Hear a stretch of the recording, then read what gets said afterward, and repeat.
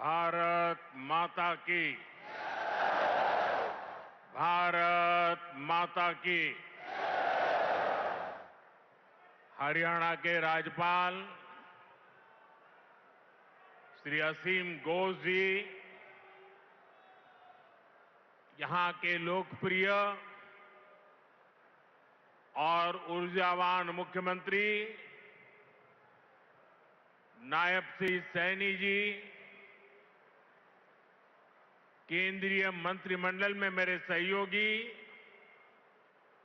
अश्विनी वैष्णव जी, उपस्थित अन्य जनप्रतिनिधिगण और इस समय टेक्नोलॉजी के माध्यम से भी हरियाणा के अनेक स्थान पर उपस्थित सभी मेरे प्यारे हरियाणा के भाइयों और बहनों, ये कुछ फोटो वोटो लाए हैं, ले लो भाई, वरना पीछे किसी को दिखाई नहीं देगा। जरा एसपी जी के लोग कलेक्ट कर ले इसको। धन्यवाद भाई, आप बढ़िया चित्र बना करके लाए हो, धन्यवाद आपका। उधर एक छोटी बच्ची भी कुछ लेकर के आई है, जरा कलेक्ट कर लीजिए। इधर भी दो सज्जन दिख रहे हैं।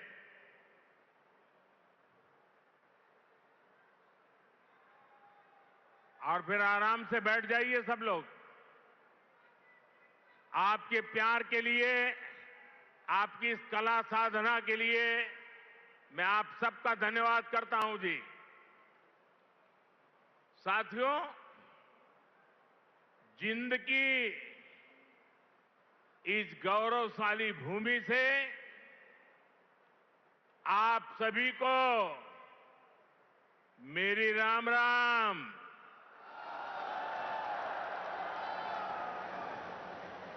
आज इस पवित्र धरती पर आकर मन गदगद हो गया है। यह कोई साधारण धरती नहीं से, यह धरती इतिहास, वीरता, धर्म और गौरव की धरती से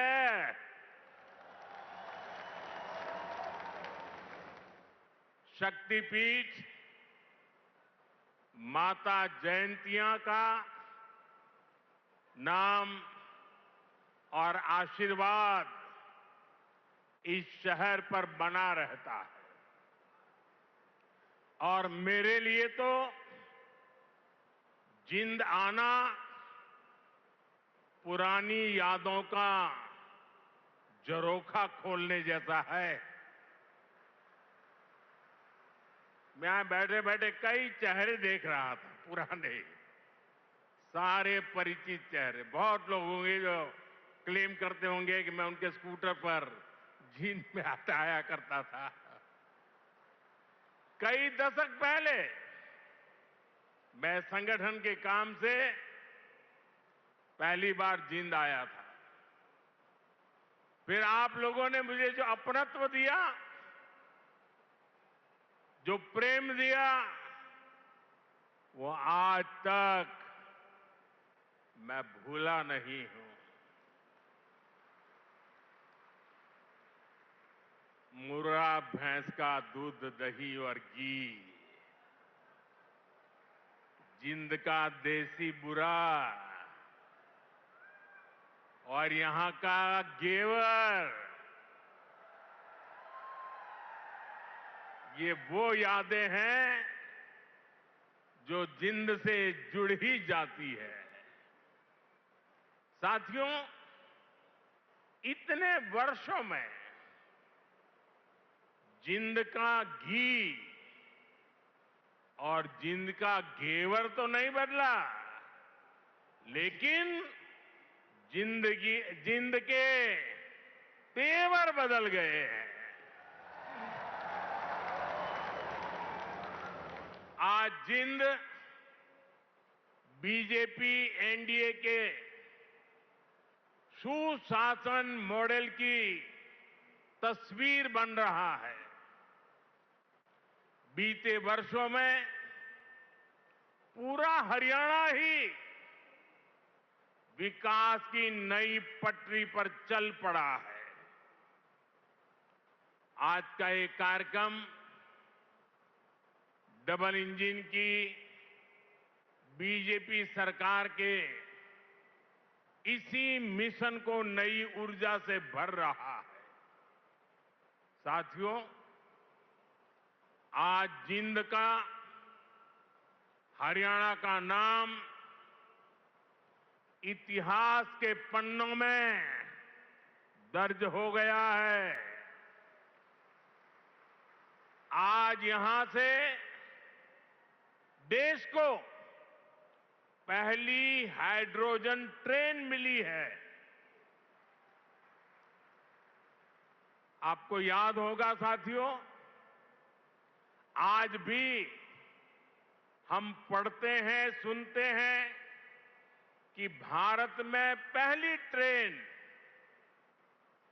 बॉम्बे से ठाणे के बीच चली थी, जिसे आज मुंबई कहते हैं। वैसे ही भविष्य में जब भी हाइड्रोजन ट्रेन का जिक्र आएगा तो जिंद का, सोनीपत का, हरियाणा का नाम भी आएगा ही आएगा। मैं आप सभी को, पूरे देश को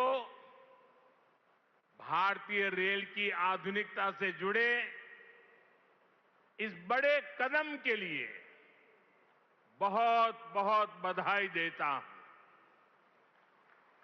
साथियों, आज 14,000 करोड़ रुपए से अधिक के अन्य प्रोजेक्ट्स भी हरियाणा को मिले हैं। इसमें रेलवे के, हाईवे के अनेक प्रोजेक्ट्स हैं। हमारी विरासत से जुड़े प्रोजेक्ट्स हैं और 2 नए मेडिकल कॉलेज भी हरियाणा की सेवा के लिए समर्पित है। भिवानी में पंडित नेकीराम शर्मा मेडिकल कॉलेज और नारनौल में महर्षि च्यवन मेडिकल कॉलेज और राव तुलाराम अस्पताल, इससे हरियाणा की स्वास्थ्य सेवा और सशक्त होगी। साथ ही इस यहां के नौजवानों के लिए डॉक्टर और अन्य मेडिकल प्रोफेशनल्स बनने के नए रास्ते भी बनेंगे। इन सभी प्रोजेक्ट्स के लिए भी हरियाणा के मेरे सभी भाई बहनों को बहुत बहुत बधाई। साथियों, आज जिंद और हरियाणा के लोगों की मैं एक और बात के लिए सराहना करूंगा। स्वच्छता से स्वागत पहल को आपने जिस गंभीरता से लिया है, जिस तरह मेरे आने से पहले यहां के लोग स्वच्छता अभियान में नए सिरे से, नई ऊर्जा से जुटे हैं, वो दिल खुश कर देने वाला है। और मैं देख रहा था पिछले 1 सप्ताह से सोशल मीडिया में आपका ये जो सफाई अभियान चल रहा है, उसकी भारी चर्चा रही है। लेकिन कुछ लोगों ने ये भी कहा है सोशल मीडिया में, मोदी जी आप बार बार आइए ताकि हमारा जिंद स्वच्छ रहे। जिस महाशय ने ये भाव व्यक्त किया है, मैं उनका धन्यवाद करता हूं। लेकिन मैं जिंद वालों से आज कुछ मांगने आया हूं। आप मुझे बताइए, क्या इस सफाई के लिए, ये स्वच्छता के लिए मोदी का आना जरूरी है क्या? अगर जिंद के लोग तय कर लें, हरियाणा के लोग तय कर लें कि अब हम गंदगी नहीं करेंगे, तो जिंद कभी गंदा होगा क्या? हरियाणा में गंदगी आएगी क्या? तो काम एक ही करना है, मोदी के आने की जरूरत नहीं है, सिर्फ आप तय कर लीजिए। स्वच्छता ये हमारा स्वभाव बना देंगे, स्वच्छता ये हमारे संस्कार बना देंगे। हम स्वच्छता को इसी तरह अपनी हर दिन की जिंदगी का हिस्सा बनाएंगे। साथियों, अगर हम रेलवे के इतिहास पर नजर डालें तो पाते हैं कि 19वीं सदी के रेलवे की पहचान स्टीम इंजन से बने थे। 20वीं सदी की पहचान डीजल और बिजली से चलने वाली रेल बनी, और अब 21वीं सदी की रेल हाइड्रोजन से चलने वाली है। आज भारतीय रेल ने भी 21वीं सदी की इस टेक्नोलॉजी में एक बड़ा स्टेप लिया है। आज जिंद से सोनीपत के बीच हाइड्रोजन ट्रेन चली है। अभी ये सफर 90 किलोमीटर का है, लेकिन भविष्य में इसका विस्तार होने की बहुत संभावनाएं हैं। हम इस पर रिसर्च करते रहेंगे, लागत कम कैसे हो इसका तरीका ढूंढते रहेंगे, एफिशिएंसी कैसे बढ़े इस पर काम करते रहेंगे, और बड़ी जांच पड़ताल करते करते एक के बाद एक कदम उठाते जाएंगे। दुनिया में हाइड्रोजन ट्रेन अभी अभी आई है, करीब 7-8 साल पहले ही अस्तित्व में आई है। अभी दुनिया के 3 या 4 देश ही हैं जिनके पास हाइड्रोजन ट्रेन चलाने का सामर्थ्य है, और जिन देशों में अभी ऐसी हाइड्रोजन ट्रेन भी चल भी रही है, वहां बहुत शुरुआती दौर में है। लेकिन भारत की जो ये हाइड्रोजन ट्रेन है, उसके सामर्थ्य के बारे में सुनकर आपको भी गर्व होगा, एक एक हिंदुस्तानी को गर्व होगा। साथियों, जिंद से सोनीपत को चलने वाली हाइड्रोजन ट्रेन दुनिया की सबसे ताकतवर हाइड्रोजन ट्रेन है।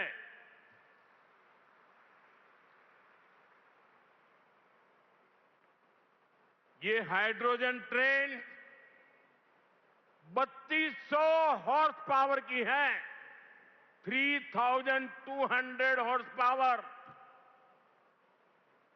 और सबसे ताकतवर ही नहीं, भारत की हाइड्रोजन ट्रेन सबसे लंबी भी है।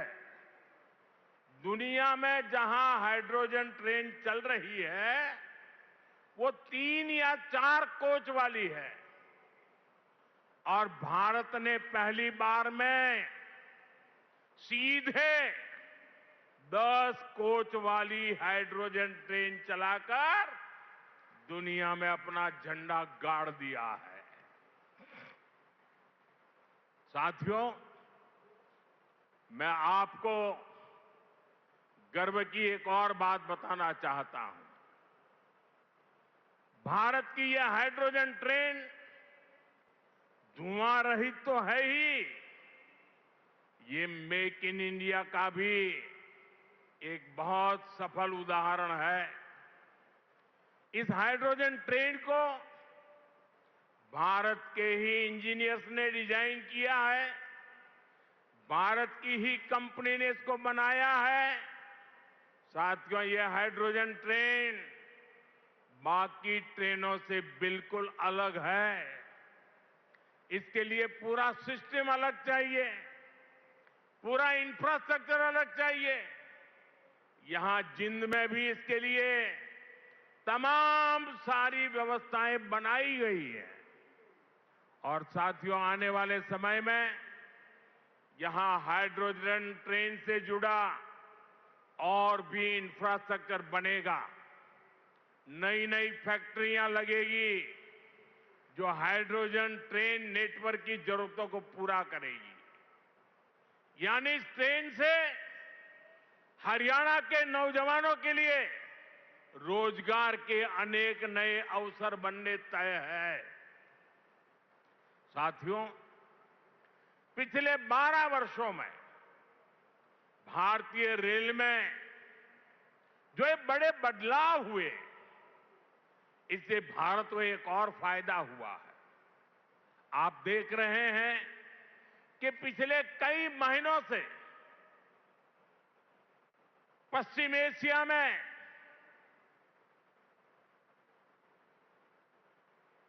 हॉर्मुज के पूरे क्षेत्र में, ईरान और गल्फ में युद्ध चल रहा है। और जिस समुद्री रास्ते से, हॉर्मुज से भारत बहुत बड़ी मात्रा में पेट्रोल, डीजल, एलपीजी गैस, हमारे किसानों के लिए खाद, उसी रास्ते से आता है, उसी समुद्री मार्ग से आता है। लेकिन पिछले 3-4 महीनों से ये रास्ता निरंतर युद्ध का मैदान बन चुका है, संकटों से घिरा हुआ है। साथियों, अगर 2014 से पहले अगर ये स्थिति आती तो आज हिंदुस्तान का रेलवे का काम पूरा का पूरा ठप पड़ा गया होता। क्योंकि उस समय 2014 में देश का बहुत बड़ा हिस्सा था, ऐसा था जहां हमारी ट्रेनें सिर्फ और सिर्फ डीजल से चलती थी। अब आप सोचिए, अगर डीजल आना बंद हो गया होता और डीजल से चलने वाली ट्रेनें कैसे चलती, देश कितने बड़े संकट में आ जाता। लेकिन साथियों, 2014 की स्थिति नहीं है ये मोदी है।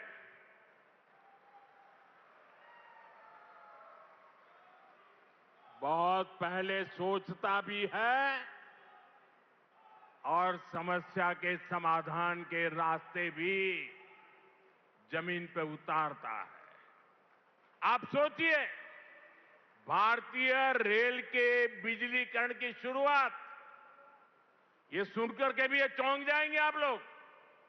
बिजलीकरण की शुरुआत 1925 में हुई थी, यानी करीब 100 साल पहले। 1925 से लेकर 2014 तक, यानी करीब 90 साल में पूरे देश का जो रेल नेटवर्क था, उसका सिर्फ 30%, 30%, एक तिहाई से भी कम रेल नेटवर्क का बिजलीकरण हो पाया था। 70% क्षेत्र डीजल से चलता था और जिस गति से 90 साल में 30% काम हुआ तो 100% होते होते 300 साल लग जाते, 200 और लगते। भारतीय बिजलीकरण रेलवे का शायद नहीं हो पाता, डीजल से ही रेल चलती।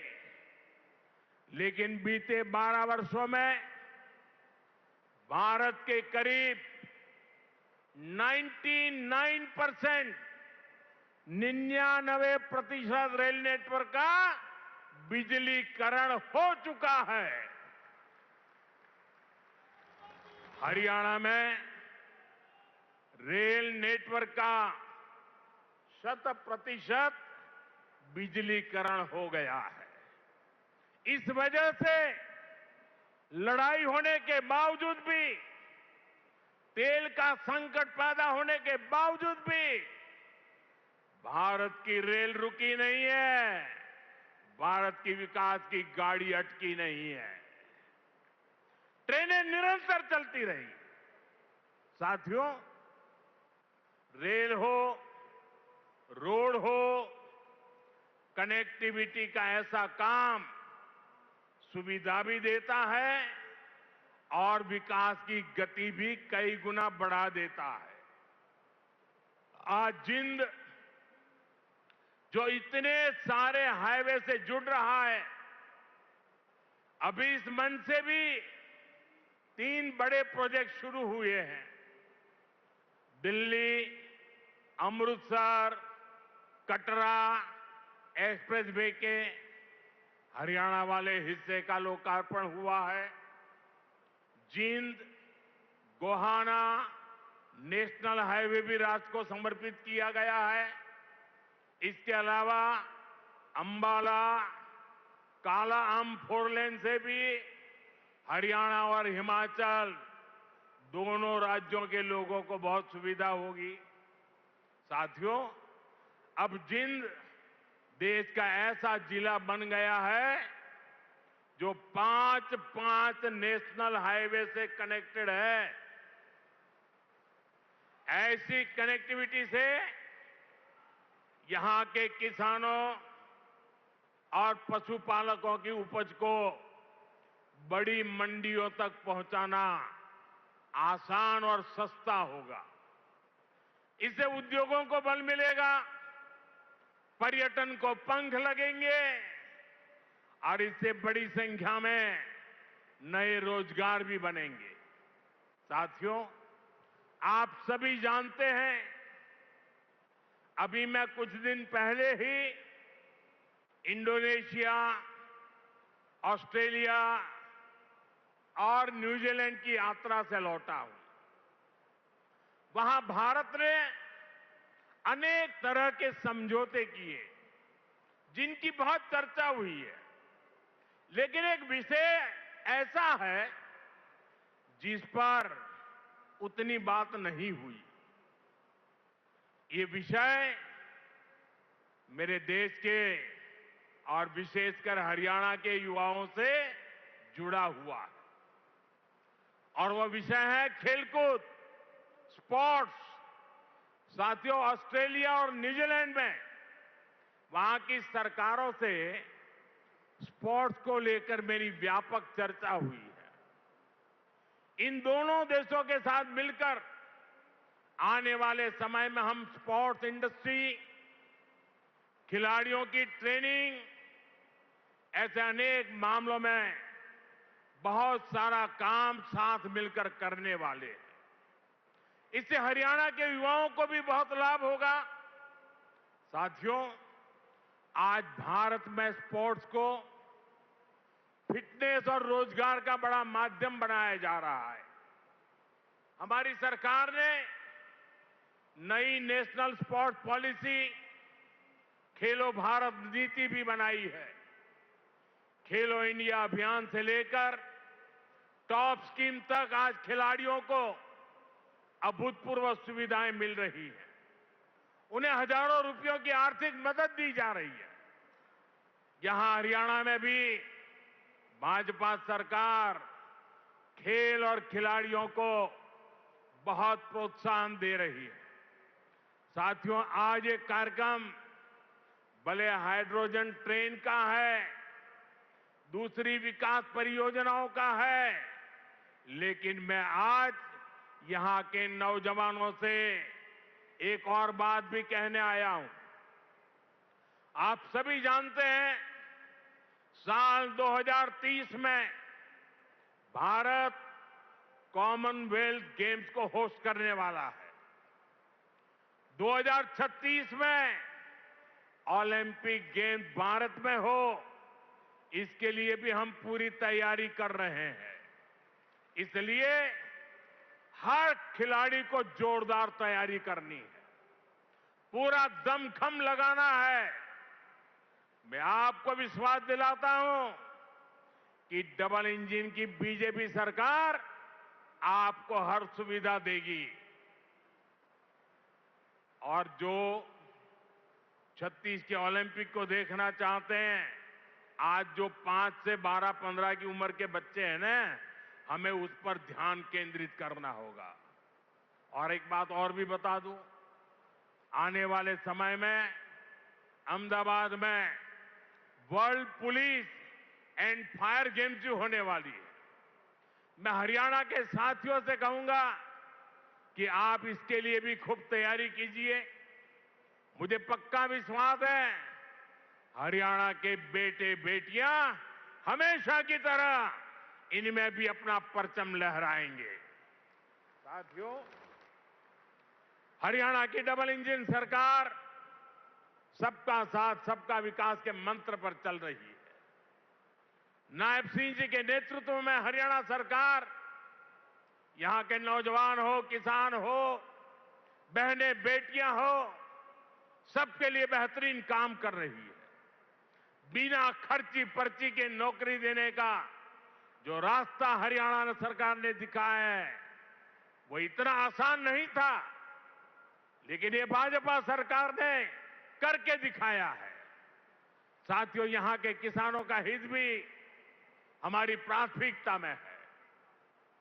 जिंद की मंडी तो हरियाणा की सबसे बड़ी मंडियों में से एक है। डबल इंजन की भाजपा सरकार के कारण हरियाणा के किसानों को बहुत लाभ हो रहा है। पीएम किसान सम्मान निधि से हरियाणा के किसानों को करीब 8,000 करोड़ रुपए मिल चुके हैं। इसमें जिंद के हमारे किसानों को भी 600 करोड़ रुपए से ज्यादा मिल चुके हैं। साथियों, हमारा देश संस्कार और संस्कृति का देश है और ये क्षेत्र तो इस समृद्ध विरासत का बहुत बड़ा केंद्र है। ये जिंद की धरती है, जहां महाराजा रणजीत सिंह का गौरव भी है और पांडवों की आस्था भी है। पांडु पिंडारा और रामराय जैसे पवित्र तीर्थ आज भी लाखों श्रद्धालुओं को आस्था के केंद्र है। साथियों, आस्था और अध्यात्म की यही विरासत है जिसे आज का भारत सहजता भी है और अब अगली पीढ़ी तक पूरे मान के साथ पहुंचाता भी है। इसी भाव के साथ आज कुरुक्षेत्र में एक सिख म्यूजियम की आधारशिला रखी गई है। हरियाणा का ये नया संग्रहालय भारत की महान गुरु परंपरा को अगली पीढ़ियों तक पहुंचाएगा। साथियों, हरियाणा अब तेज विकास के पथ पर दौड़ रहा है। खेती हो या फिर उद्योग, ये दो ऐसे पहिए हैं जो हरियाणा को सशक्त कर रहे हैं। आज जिन प्रोजेक्ट्स का शिलान्यास और लोकार्पण हुआ है, उनसे हरियाणा के विकास को और गति मिलेगी और हरियाणा का ये तेज विकास विकसित भारत के सफर को और ऊर्जावान करेगा। इसी शुभकामना के साथ आप सभी को फिर से बहुत बहुत बधाई देता हूं और देशवासियों को भी देश की पहली हाइड्रोजन ट्रेन के लिए अनेक अनेक शुभकामनाएं देता हूं। मेरे साथ बोलिए, भारत माता की। भारत माता की, भारत माता की। बहुत बहुत धन्यवाद।